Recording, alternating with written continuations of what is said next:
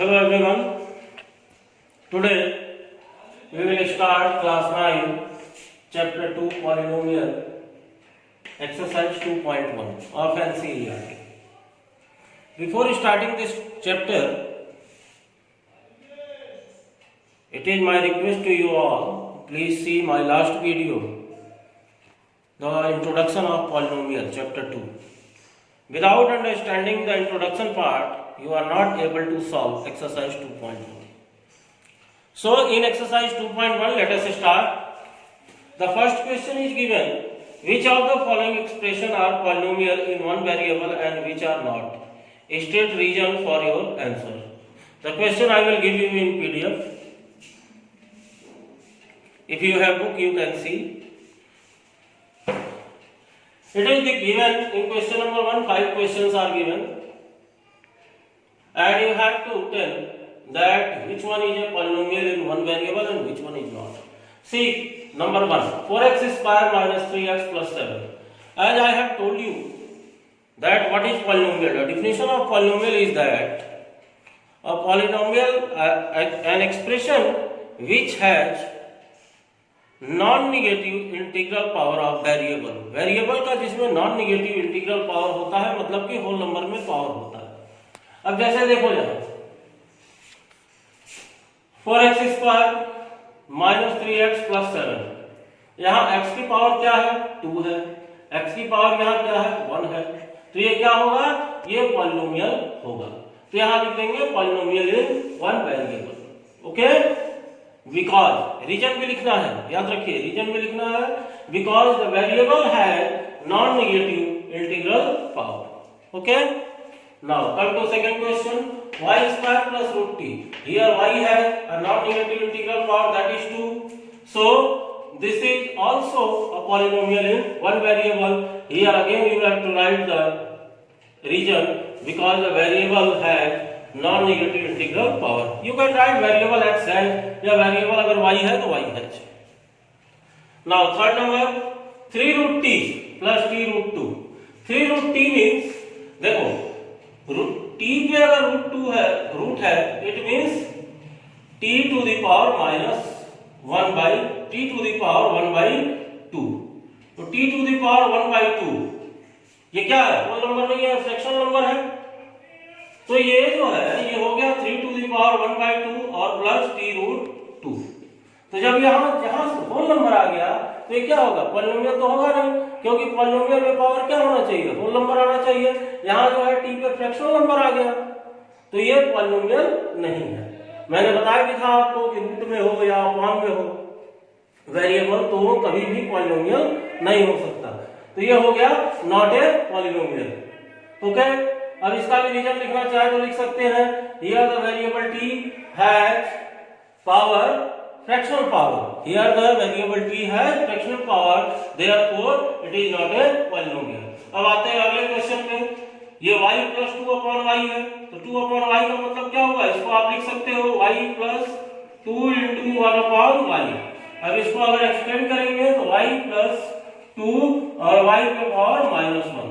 1 upon y का मतलब क्या होगा? y पे पावर माइनस 1. तो ये भी क्या हो गया आपका? ये भी जो है पॉलिनोमियल नहीं है. इसको भी आप लिख देंगे नॉट ए पॉलिनोमियल. ठीक है. अब लास्ट क्वेश्चन में आते हैं. यहां देखिए x to the power 10 plus y cube plus t पे power 50, t to the power 50. Here you can see 3 variables are there, x, y and t. So it is a polynomial. ये एक polynomial है, but this is polynomial in 3 variable. तो क्या हो गया? First और second आपका पॉलिनोमियल है, रीजन लिख देना है. थर्ड फोर्थ आपका पॉलिनोमियल नहीं है. फर्स्ट और सेकंड पॉलिनोमियल इन 1 वेरिएबल है और फिफ्थ जो है पॉलिनोमियल इन 3 वेरिएबल है. ठीक है, देख लीजिए इसको. Now come to question number second. Question number second states that write the coefficient of x square. ये हमने बताया था आपको कोएफिशिएंट इंट्रोडक्शन में कि coefficient is the integers, is the numbers which is present, which is multiplied by the given variable. जैसे यहाँ x square का अगर कोएफिशिएंट पूछा गया है तो एक्स के स्क्वायर के साथ जिस नंबर की मल्टीप्लाई की गई है वही जो है उसका कोएफिशिएंट होता है। जैसे पहले क्वेश्चन में देखते हैं 2 + x स्क्वायर प्लस x है, 2 + x स्क्वायर प्लस x। यहाँ x स्क्वायर के साथ देखिए कोई नंबर है, मैंने बताया था कि जब कहीं कोई नंबर ना हो तो वहां साइलेंटली क्या होता है, 1 होता है। तो x स्क्वायर का जो कोएफिशिएंट होगा वो क्या होगा, 1 होगा। यहाँ देखिए 2 - x square plus x cube, यहाँ x स्क्वायर का कोएफिशिएंट क्या है, यहाँ भी साइलेंटली 1 है लेकिन साइन माइनस है, तो हम लिख देंगे coefficient of x square is -1। अब यहाँ देखिए π/2 x स्क्वायर प्लस x है, यहाँ x स्क्वायर का कोएफिशिएंट क्या होगा, π/2, ठीक है। अब यहाँ देखिए फोर्थ नंबर √x - 1 है, यहाँ x स्क्वायर है ही नहीं लेकिन कोएफिशिएंट आपको लिखना है तो लिख देंगे here the coefficient of x square is 0। क्यों 0 लिखेंगे, क्योंकि देखिए अगर 0 से हम x स्क्वायर का मल्टीप्लाई कर देंगे इट विल कन्वर्ट इन 0, ठीक है। तो इसमें x स्क्वायर तो है लेकिन उसका कोएफिशिएंट क्या है, 0 है, इसलिए ये 0 में कन्वर्ट हो गया है। तो x स्क्वायर का कोएफिशिएंट हम क्या लिखेंगे, 0 लिखेंगे। ध्यान से देख लीजिए इसको। Now come to question number 3। Question number 3 given that give one example of a binomial of degree 35 and a monomial of degree 100। अब बाइनोमियल क्या होता है, जिसमें दो टर्म होते हैं, जिस पॉलिनोमियल में दो टर्म होते हैं that is known as binomial. और डिग्री क्या होती है, maximum power in a polynomial is degree. तो इसका एक एग्जांपल आपको अपने मन से लिखना है, तो कुछ भी लिख सकते हैं। जो मैक्सिमम पावर होगा वेरिएबल पे x to the power 35 plus 4 कर लिया, okay. y to the power 35 power होना चाहिए, प्लस y 30 कर सकते हो, मैक्सिमम पावर जो है 35 होना चाहिए, okay. y to the power z to the power 35 plus 7 कर सकते हो। कुछ भी एग्जांपल यहाँ आप लिख सकते हो जिसमें दो टर्म है और मैक्सिमम पावर जो है आपका 35 होना चाहिए, okay. Now monomial of degree 100, दूसरा क्वेश्चन है मोनोमियल ऑफ डिग्री 100।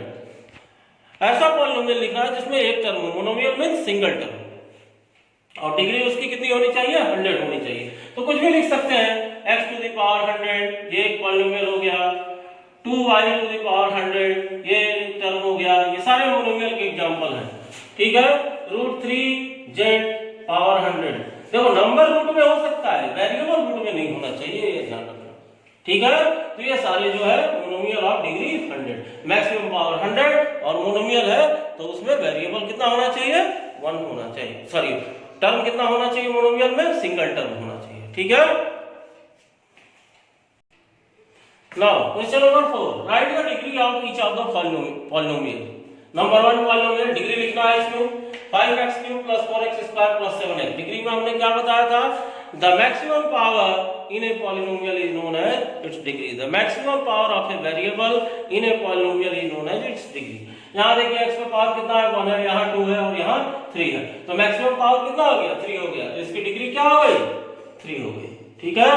अब यहाँ देखिए 4 - y², y पे कई पावर है दैट इज 2, तो इसकी डिग्री क्या हो गई, 2। यहाँ t पे पावर कितना है, 5t - 17t पे पावर क्या है, साइलेंट है, दैट इज 1, ठीक है।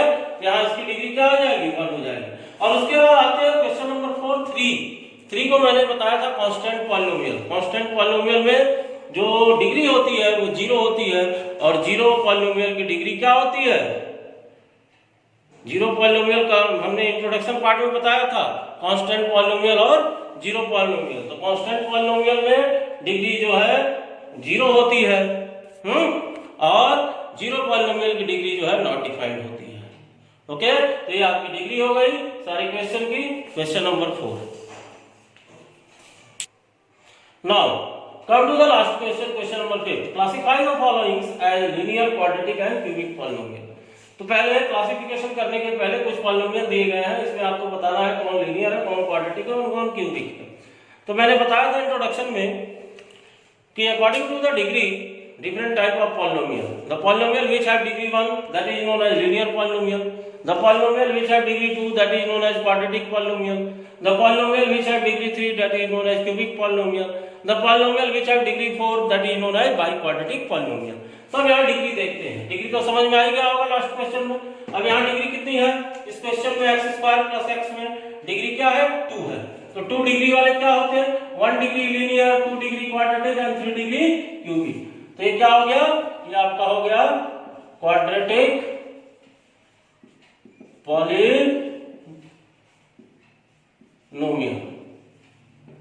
ओके, अब यहां देखिए पावर x का 1 है और यहां मैक्सिमम पावर 3 है, तो ये क्या हो जाएगा? Cubic polynomial.